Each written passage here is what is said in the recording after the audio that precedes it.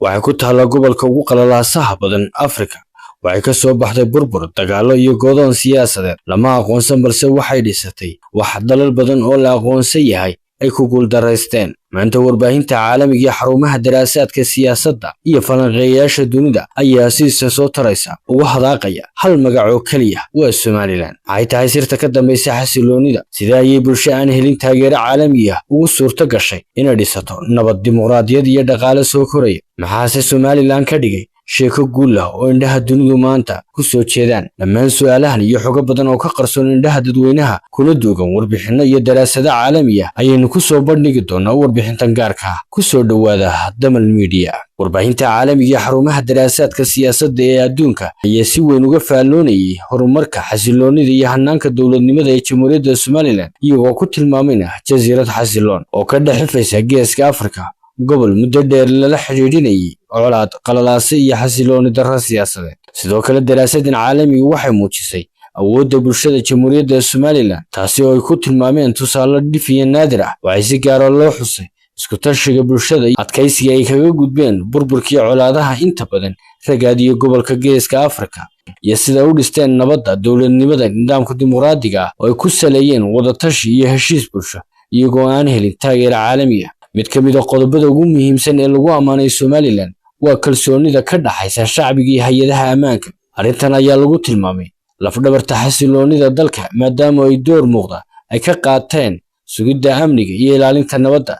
Daraasadahan iyo warbixinaha caalamiga ayaa tilmaamaya in kalsoonidan ay sababtay in magaalooyinka waaweyn ay noqdaan meelaha ugu xasiloon gobolka, isla markaasina ajaanibta iyo dadka deegaanku ay si xor ah ugu dhex lugayn karaan habeen iyo maalinba, iyagoo ku naaloonaya jawi amni, xasiloon iyo isku halayn bulsho. Dhinaca kale, warbixinada iyo daraasaadka laga qoray Somaliland ayaa si weyn u muujinaya hannaanka dimuqraadiyadeed ee dalka, iyagoo ku tilmaamayna mid daahfuran, bisil, isla markaasina soo jiitay indhaha caalamka.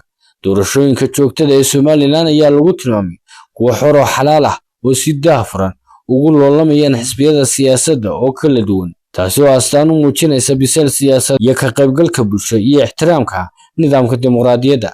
Arrinta sida gaarka u soo jiidatay warbaahinta iyo falanqeeyayaasha siyaasadda ayaa ah habka nabadda ee hoggaanka sare iyo madaxda dalku ay xilka ugu kala wareegaan markay natiijada doorashooyinka soo baxda, taasi oo warbaahintu xustay inay si cad uga turjumayso ixtiraamka rabitaanka codbixiyayaasha iyo ku dhaqanka sharciga, taasi oo Somaliland ka dhigtay tusaale bogaadin mudan oo ka dhex muuqda dalal badan oo gobolka iyo qaaraddaba ah. Sanadihii ugu dambeeyay, dhaqaalaha Somaliland wuxuu muujinayay kobaca la taaban karo, gaar ahaan dhinacyada ganacsiga, adeegyada iyo kaabayaasha dhaqaalaha. Dekedda Berbera ayaa noqotayna astaanta ugu weyn ee horumarka dhaqaale, iyadoo noqotayna xarun muhiim u ah ganacsiga iyo saadka gobolka Geeska Afrika, ayaa lagu sheegay warbixintaasi. Sidoo kale, ganacsiga gaarka loo leeyahay Somaliland ayaa lagu tilmaamay mid firfircoon, gaar ahaan shirkadaha isgaarsiinta, xawaaladaha oo noqday kuwa u horumarsan gobolka. Sidoo kale, warbixinta ayaa Somaliland ku sheegtay inay tahay hormuudka maaliyadda dijitalka ah, iyadoo iftiiminaya